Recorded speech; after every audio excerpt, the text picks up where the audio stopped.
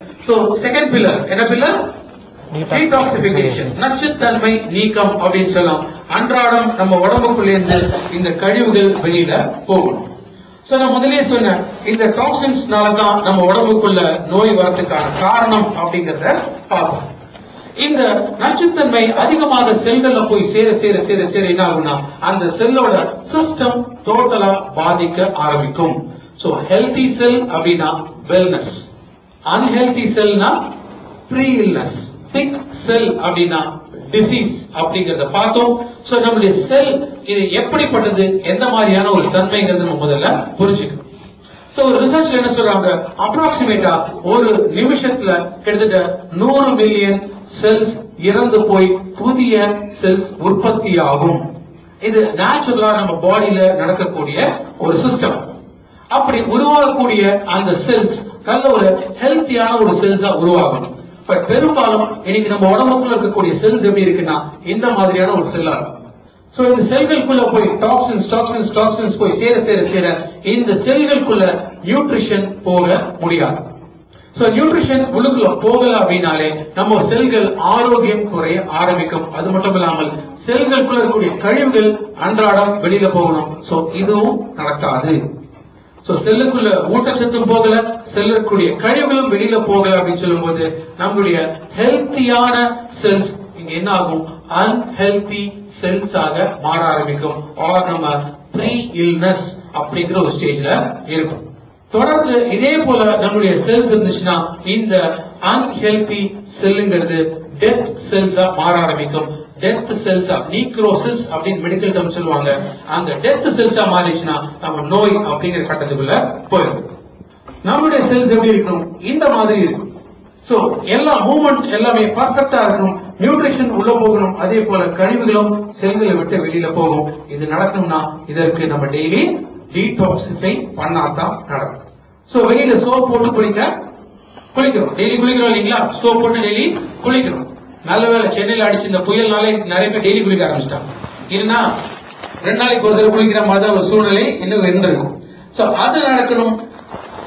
இன்டர்னலா நம்ம எப்படி டீடாக்சிபிகேஷன் பண்ண முடியும் அப்படின்னா, இன்னைக்கு எந்த சோப் ஷாம்பு போய் வேலை செய்ய முடியாது.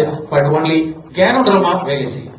சோ இந்த கேனோடர்மா அப்படிங்கிறது என்ன, அந்த ராஜா காலத்துல சொல்லக்கூடிய ஒரு மூலிகை அப்படின்னு சொல்லுவாங்க. ஒரு மிராக்குலஸ் கிங் ஆஃப் ஹர்ப்ஸ் அப்படின்னு சொல்லுவாங்க.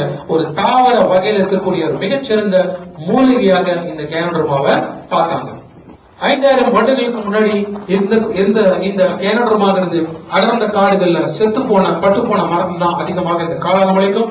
அப்படி இருக்கக்கூடிய இந்த காளான் ராஜாக்கள் மட்டுமே பயன்படுத்திட்டு இருந்த ஒரு முக்கியமான ஒரு உணவுப் பொருளாக இருந்துட்டு வந்தது.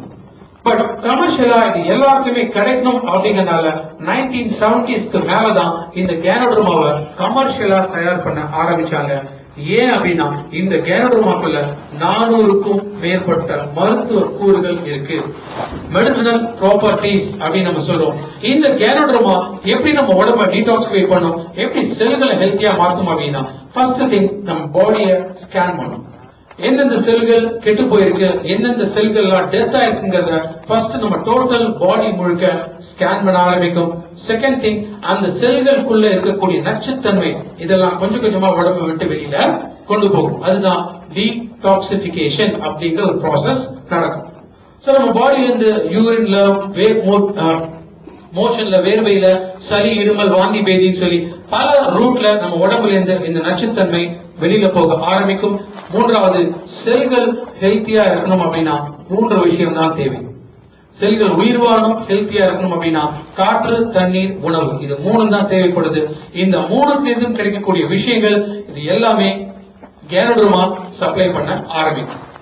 சோ அங்க உருவாக்கக்கூடிய அந்த செல்கள் இத ஹெல்த்தியான ஒரு செல்களாக உருவாக்குறதுனால நம்முடைய பாடி சிஸ்டம் நோய் எதிர்ப்பு சக்தி அதிகமாகும். சோ நோய் எதிர்ப்பு சக்தி அதிகமாயிடுச்சுன்னா ஆட்டோமேட்டிக்கா நம்முடைய டோட்டல் பாடி சிஸ்டம் பர்ஃபெக்டா மாற ஆரம்பிக்கும்.